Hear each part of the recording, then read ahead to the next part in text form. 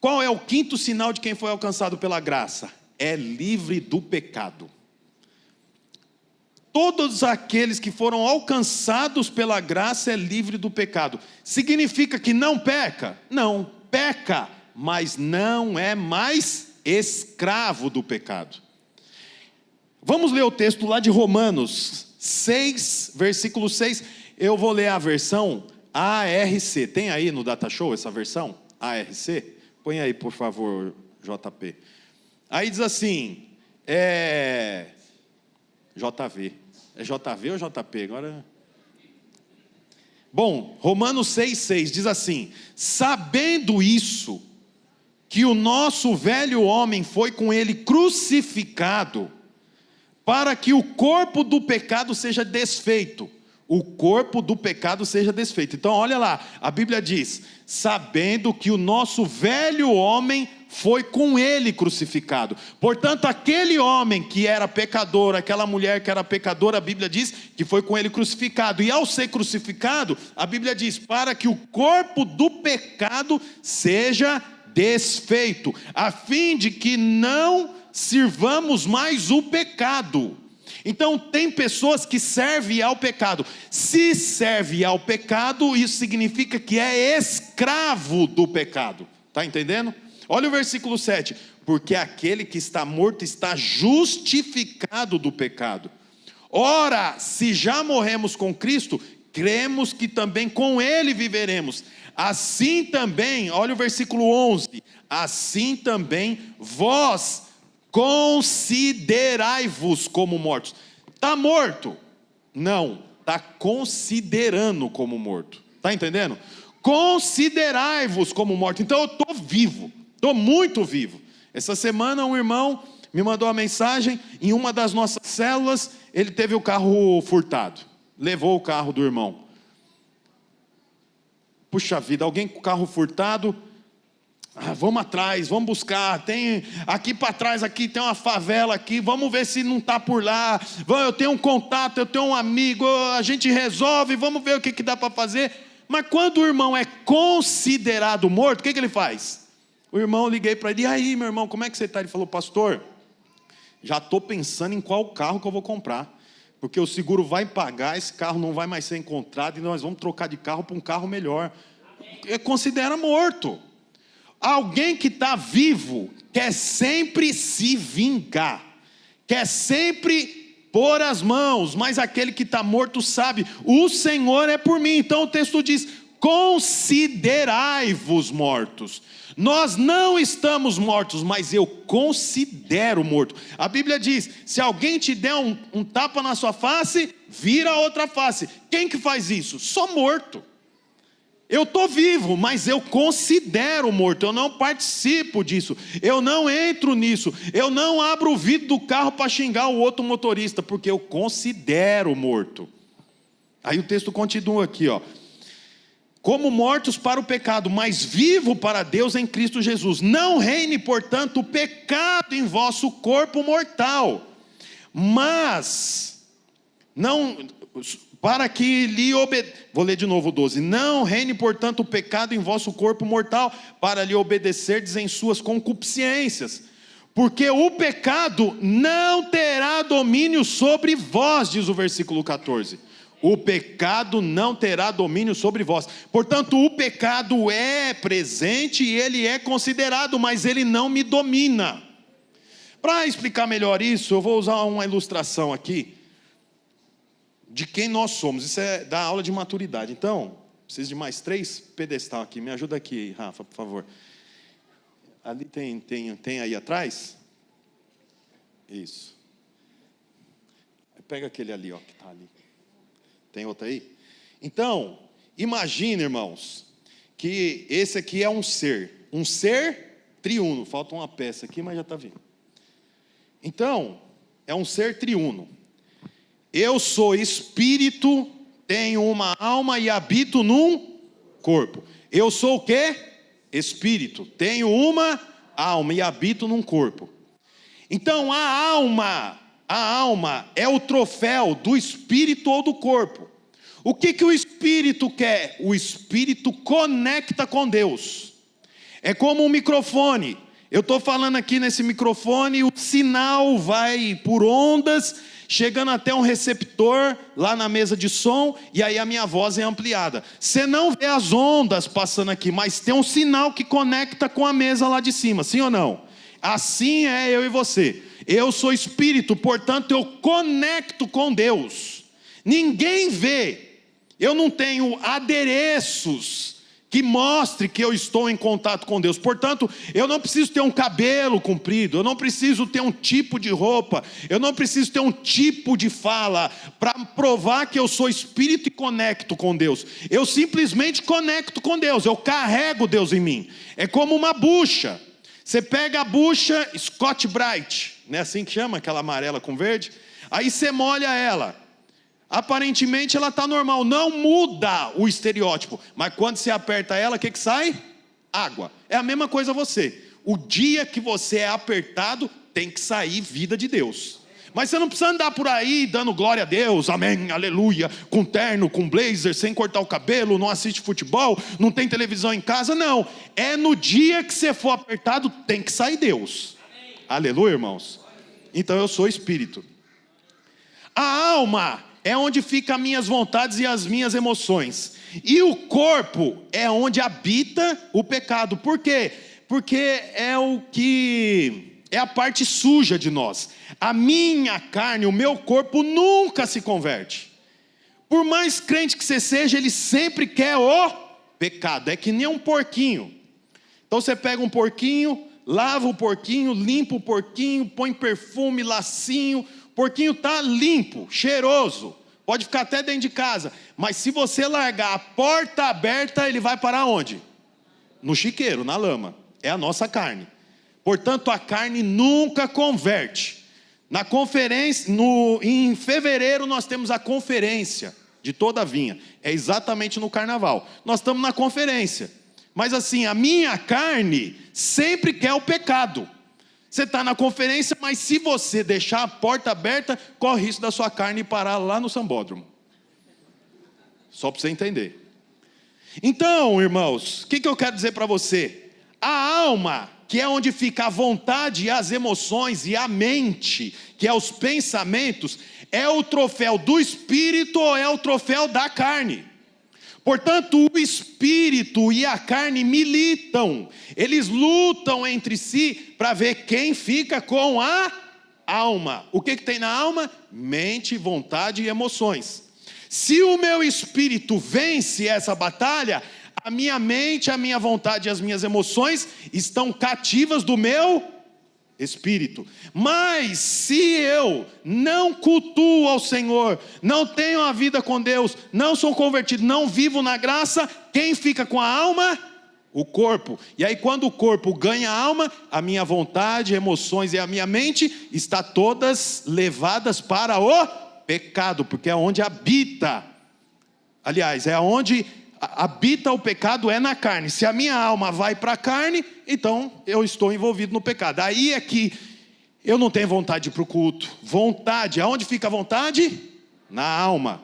Se ela está junto à carne, você acorda e fala, ai, não estou com vontade. As suas emoções te conduz. Amanhã você acorda, você não está bem, você chega no seu chefe e pede a conta. Mas como você fez isso? Não pensei direito. Quer dizer, então você está com as suas emoções todas em volta da sua carne, que é dominada pelo pecado. Mas quando a minha alma está junto ao meu espírito, eu acordo de manhã e ainda que não me sinta bem, eu declaro, eu sou favorecido pelo Senhor, Ele é por mim. E ainda que a minha manhã não tenha sido boa, a minha tarde será uma bênção. Isso é pensamento positivo? Não, isso é o meu espírito atuando para conduzir a minha alma para o Senhor. Amém ou não amém? Você entendeu bem isso? Então vamos voltar para o texto. O que o texto diz aqui, ó? Versículo 11. Assim também vós considerai-vos como morto para o pecado, mas vivo para Deus. Versículo 12, não reine portanto o pecado em vosso corpo mortal.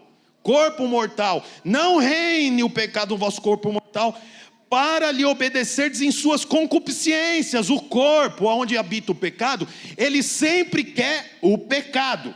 Versículo 14, agora, porque o pecado não terá domínio sobre vós, pois não estáis mais debaixo da lei, mas estáis debaixo da graça. Versículo 23, porque o salário do pecado é a morte, mas o dom gratuito de Deus é a vida eterna por Cristo Jesus nosso Senhor. Então, meu irmão, qual que é a quinta marca ou quinto sinal de quem foi alcançado pela graça? Ele não vive debaixo do pecado. Ele pode vir a pecar, mas ele não vive mais debaixo do pecado. Ele não é mais conduzido pelo pecado. O pecado não o leva mais. Então, nós tivemos um encontro com Deus, 2 encontros, foram 51 pessoas nos nossos encontros nesse ano. São pessoas com diversas idades, 30 anos, 35 anos, e assim por diante, 15 anos. Então, uma pessoa com 35 anos que viveu na prática do pecado, porque ela viveu vendo os seus avós pecando, os seus pais pecando, e ela então entrou na vida de pecado, e a vida de pecado o conduz. Portanto, beber, fumar, mentir, roubar, ter relações íntimas com diversas pessoas, tudo que a carne o conduz, está tudo certo para ele. Até que um dia ele vai para o encontro com Deus, e ele tem um encontro com a luz. E a luz mostra para ele o que tem na escuridão. É isso que acontece quando uma pessoa se converte. A vida dela está seguindo o fluxo do mundo, como a Bíblia diz. Está no fluxo do mundo, até um dia que acendeu uma luz. E quando acende a luz, você começa a ver o que tem de errado no lugar. Quando acende a luz, você começa a ver o que tem de errado na sua vida. E aí você começa a falar, nossa, isso aqui não serve mais para mim. Eu estava com o irmão está sendo conduzido para ser líder de célula, já fez o curso, está nos cursos. Aí ele deve ter uns 55 anos. Aí um momento ele falou, nossa pastor, é bênção demais, vixe Maria. Aí eu falei, irmão, agora você não fala mais vixe Maria, viu? Ele falou, vixe Maria, por que não? Eu falei, porque agora você é nova criatura, você não fala mais vixe Maria, Nossa Senhora. Quando o cachorro vem vindo, você não precisa ficar São Roque, São Roque, São Roque, São Roque, São Roque, São Roque, São Roque, São Roque, São Roque. Então quer dizer, por que ele falou vixe Maria se ele já está há 2 anos na igreja? Porque ele ficou 45 anos no mundo. Ele está há 2 anos convertido. Há um processo de transformação, há um processo de mudança. Por quê? Porque o pecado não está mais sobre ele. Ele ocasionalmente, assim como eu, assim como você, podemos ter algumas atitudes que não correspondem mais ao céu. Por que eu sei que não corresponde? Porque a luz acendeu.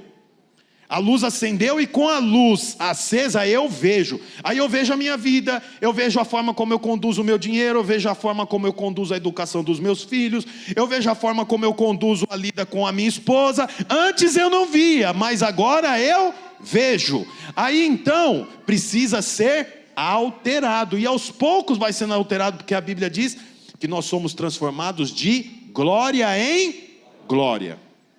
É de glória em glória. Mas é como eu disse, eu já não vivo mais na dependência do pecado. Eu não sou escravo, eu não estou sob o domínio, eu sou livre. E quando eu peco, aí é como quando você pega um galão de água na sua casa para pôr no filtro e ele pesa 20 quilos, não é isso? O galão de 20 litros pesa 20 quilos. Então você pega aquilo lá nas suas costas para subir um degrau, uma escada, ou para colocar o galão ali, é pesado. Mas quando você mergulha numa piscina, e você vai lá embaixo com o peito encostado no piso da piscina, quantos 1000 litros de água não tem nas suas costas? Por que você sente o peso dos 20 litros e não sente o peso dos mais de 1000 litros? Porque você está envolvido com a água. Mas quando você não está mais envolvido com a água, qualquer 20 litros é pesado. Assim é o pecado. Você estava envolvido no pecado, nadava no pecado. Bebida, virar 3 dias, virado, e beldo, e na rua, e o cachorro lambendo a boca, e a bagunça, e a farra, e você nem percebe. Por quê? Porque é até gostoso. Você fica até leve, não é? Mas aí você sai da piscina, do lamaçal do pecado. Aí alguém fala, põe esse galão de água. Aí você põe um galão e fala, mas que coisa pesada. É assim a vida de alguém que se converteu. Ele não está mais envolvido no lamaçal do pecado. Ele não está mais na piscina da escuridão. Mas agora, quando ele tem uma atitude que não condiz com a nova natureza, ele sente o quê? Peso. Isso é um sinal de quê? De que você está liberto do pecado. Você não vive mais debaixo do pecado. Esse é um sinal que você foi alcançado pela graça do Senhor. Aleluia, irmãos. Olha o que diz em Atos 3:13. Põe para mim, por favor, NVI. Arrependam-se, pois, e voltem-se para Deus, para que os seus pecados sejam cancelados. Então, a Bíblia diz... Oxi, está errado aí. Atos 3:19. Eu falei 13? Então eu errei. Atos 3:19. Arrependam-se, pois, e voltem-se para Deus. Você vê que interessante, irmãos. Agora a pessoa converteu, foi transformada, mas ela pecou, porque o pecado existe, sim ou não? O pecado existe. Ele não domina, mas ele existe. Eu pequei, o que eu faço? Arrependo, mas o texto diz, arrependam-se, pois, e voltem para Deus. O que é arrependimento, irmãos? Arrependimento não é remorso. Arrependimento é conversão. Por isso que o texto diz, arrependam-se, pois, e voltem para Deus. Portanto, arrependimento não é remorso, não é você ficar lá na sua casa se martirizando. Arrependimento é voltar-se para Deus. Por isso que nós não precisamos, irmãos, quando se converte, quando a pessoa, como esse que eu falei, 40 anos, 50 anos no mundo, ele se converte. Agora ele tem que pedir perdão por tudo que ele fez em 40, 50 anos de vida de pecado? Não. O que ele tem que fazer? Arrepender. E como arrepende? Voltando-se para Deus. Então ele estava indo para o pecado, no lamaçal, nadando na piscina do pecado, da escuridão. Aí ele se converte. Agora ele tem que pedir perdão por todas as maluquices que ele fez em 5 décadas, 4 décadas, 3 décadas, não importa quantos anos. Ele não dá conta, não tem como contabilizar 40 anos de pecado.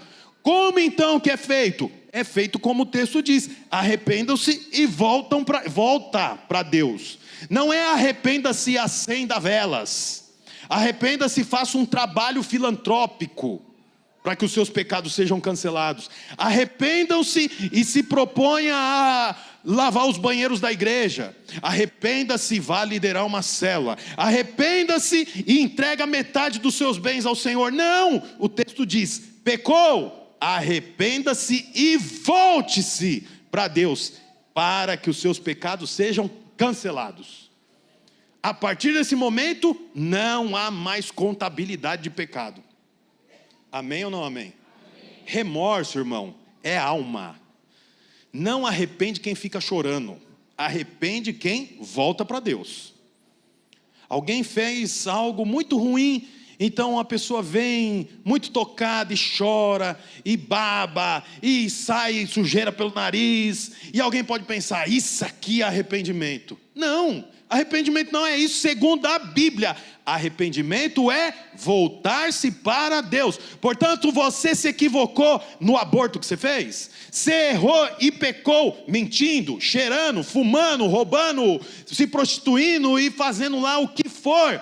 Está arrependido? Volte-se para Deus. Não há, ouça isso, não há necessidade de humilhar-se diante das pessoas. A Bíblia diz, humilhe-se diante da poderosa mão de Deus. Como que eu me humilho diante de Deus? Mudando de caminho e indo para Ele. Volte-se para Deus. É isso que é humilhação. Eu estou indo nessa direção, eu me humilho e então eu digo: Senhor, o Senhor é meu Salvador. Senhor, é só o Senhor para mudar a minha vida. Senhor, eu confio em Ti. Isso que é arrependimento genuíno. Olha o próximo texto, versículo 8, capítulo 8 de Hebreus, versículo 12. Porque eu lhes perdoarei a maldade e não me lembrarei mais dos seus pecados. Olha que coisa, as pessoas podem lembrar dos seus pecados, mas o Senhor não lembra mais. Eu fui fazer uma visita alguns dias, e era numa viela, e a pessoa que estava junto comigo na viela, vivia ali naquela viela, num bairro bem precário, e ele era envolvido com o tráfico daquele lugar, muito envolvido. As pessoas que conheciam ele, chamavam ele pelo vulgo, o nome que ele tinha quando ele estava no mundo.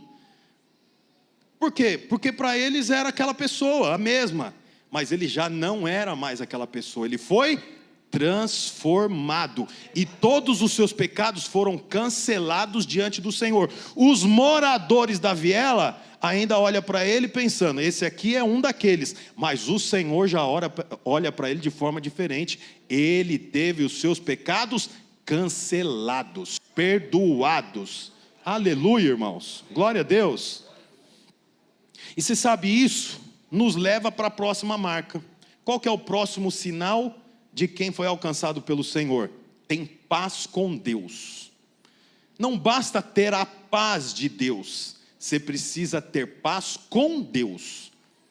Tem um texto que eu quero ler, está em Romanos 5, versículo 1, do 1 ao 4. Romanos 5, do 1 ao 4, diz assim: tendo sido, pois, justificados pela fé, o que está escrito depois?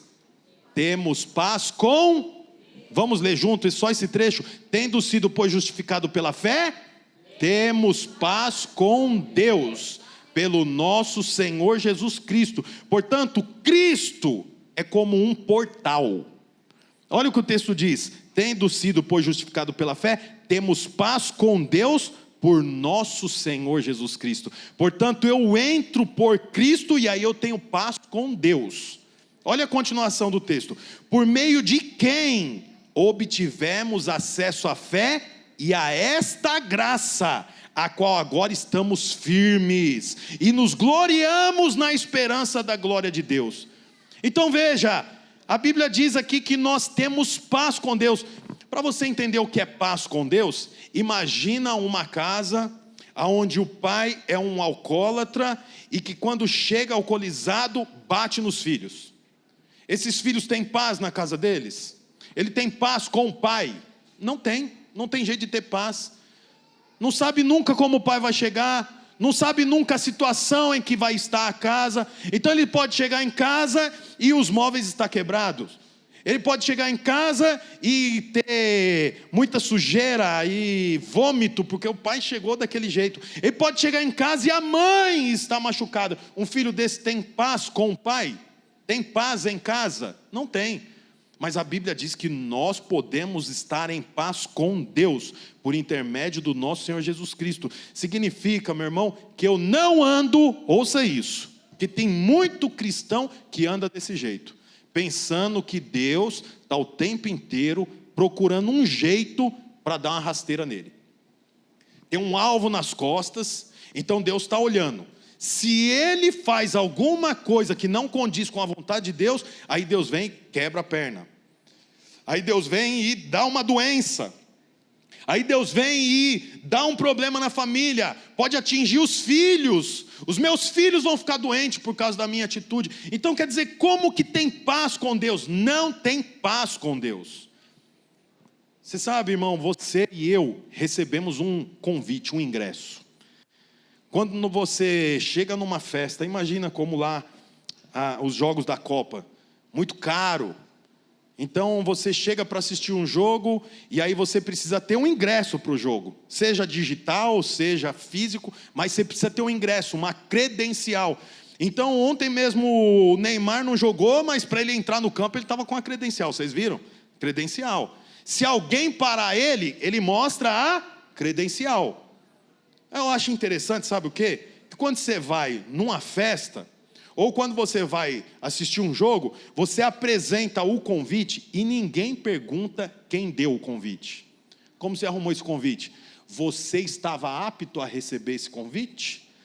Você tinha dinheiro suficiente para comprar leite, pão, café para sua família, pagar aluguel e ainda comprar esse convite? Ninguém faz essas perguntas para você. Simplesmente eu tenho o convite, eu tenho o ingresso, eu tenho acesso, eu posso entrar. Aonde que tem o buffet aí que eu vou comer? Deixa eu ver o ingresso, está aqui o ingresso, pode entrar, pode comer, pode beber, pode usufruir, você tem acesso. E se tiver gente famosa no ambiente que você está, você pode conversar, porque você tem o acesso. Ninguém fica perguntando para você como você conseguiu o acesso, ninguém fica questionando você se você merecia ter o acesso, você apenas desfruta. Assim é a graça de Deus, você recebe e desfruta. Ninguém fica perguntando, mas quantas vezes você pecou, quantas namoradas você teve, quantos casamentos você se casou, quantas vezes você assaltou,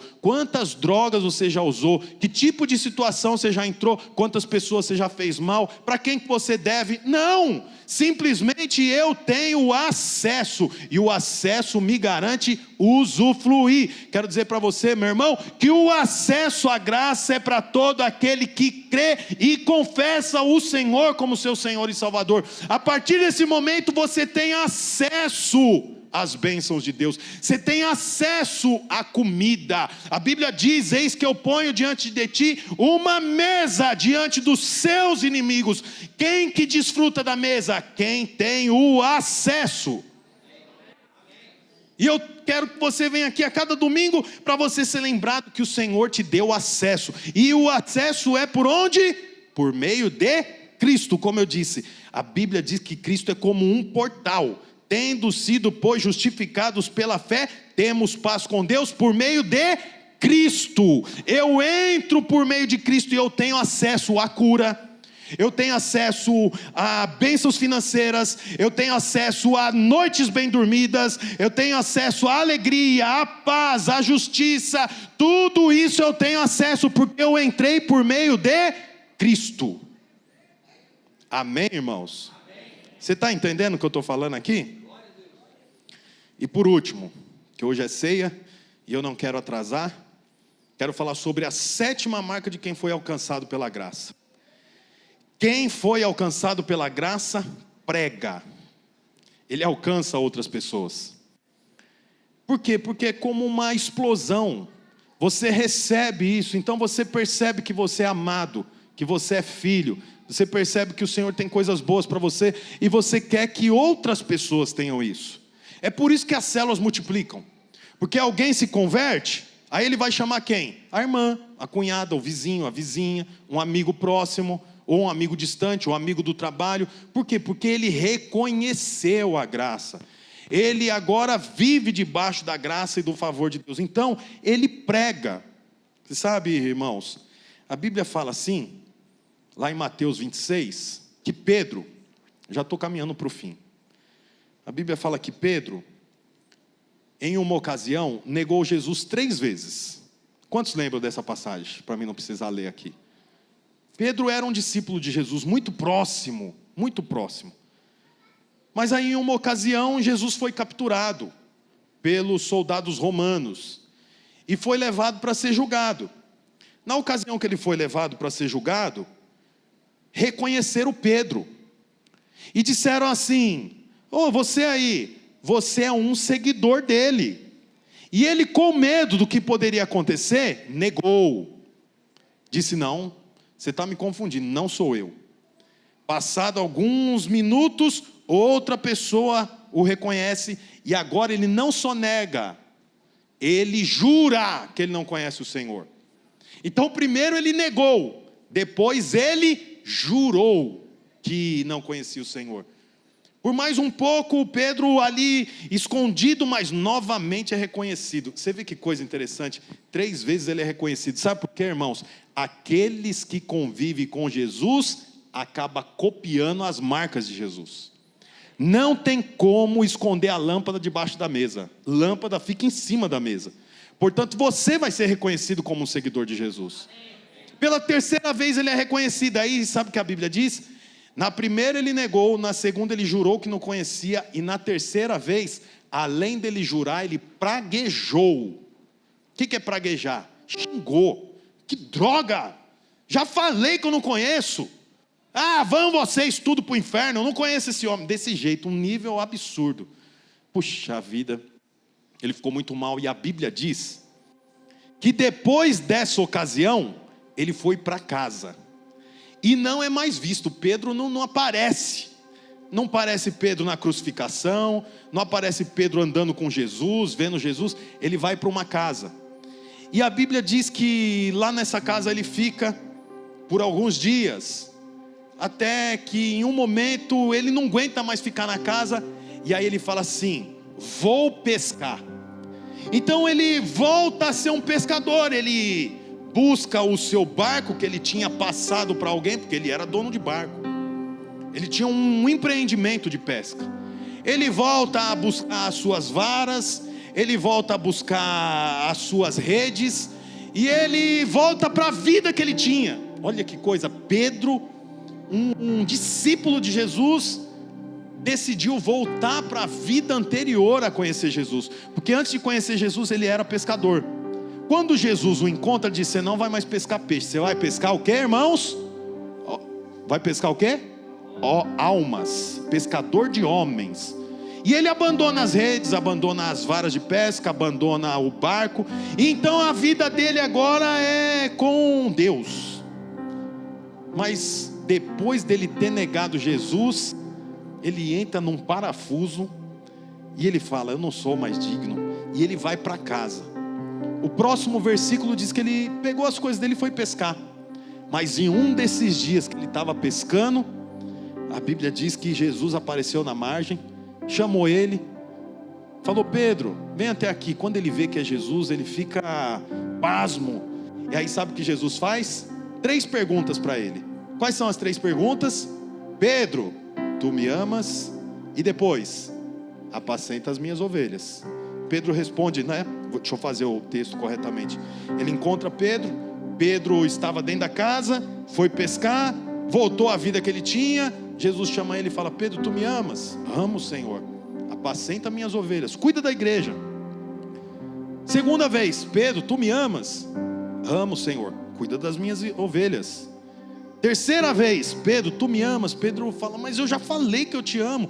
3 vezes ele teve que responder: apacenta as minhas ovelhas. Por que ele respondeu 3 vezes? Porque para cada uma das vezes que ele negou, o Senhor queria perdoá-lo.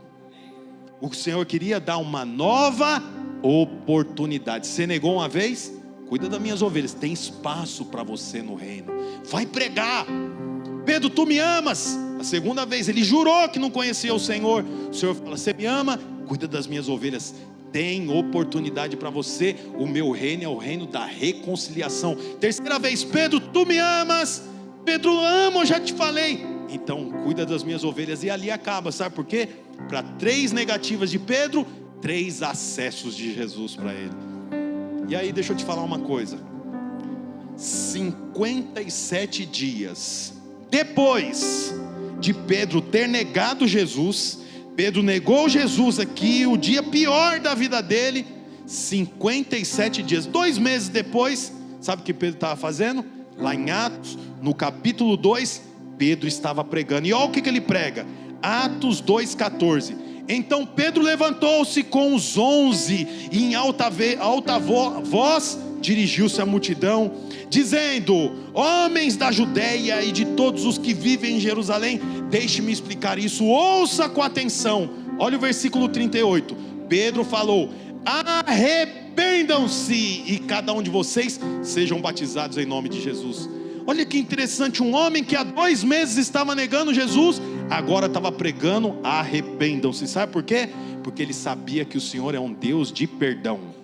Ele sabia que todos merecem ouvir a palavra de Deus. Não é só os ricos, não é só os brancos, não são só os negros, não são só os africanos, nem os asiáticos, não são só os brasileiros.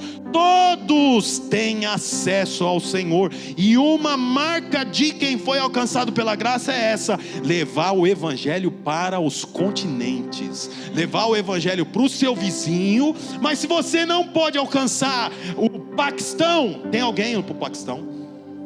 É pregar para sua mãe, para o seu pai, lá na viela onde você mora, no bairro, pregar lá no seu trabalho, Mas se você não tem acesso, tem gente querendo acesso para pregar na Coreia, para ir pregar em lugares remotos, em lugares que a Bíblia é quase que traficada por páginas, trocadas páginas. Um fica com umas páginas um dia, outro com outro.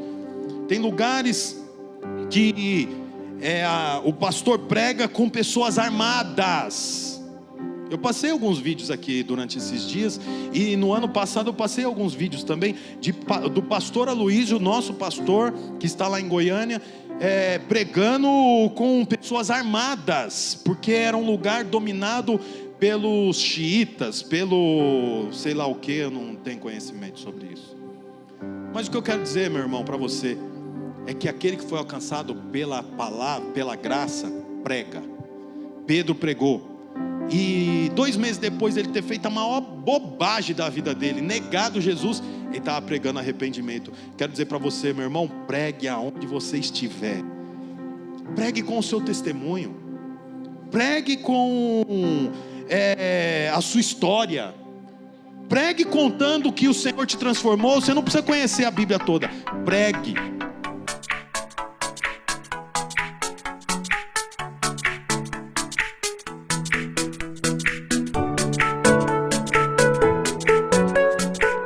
Olá, você acabou de escutar mais uma de nossas pregações. Eu quero aproveitar e te fazer um convite para que você venha aqui nos conhecer pessoalmente em um dos nossos 2 cultos, às 10 da manhã ou às 18 horas. Também aproveite e nos siga nas redes sociais para mais informações. @Igreja Guapituba. Deus abençoe e até mais.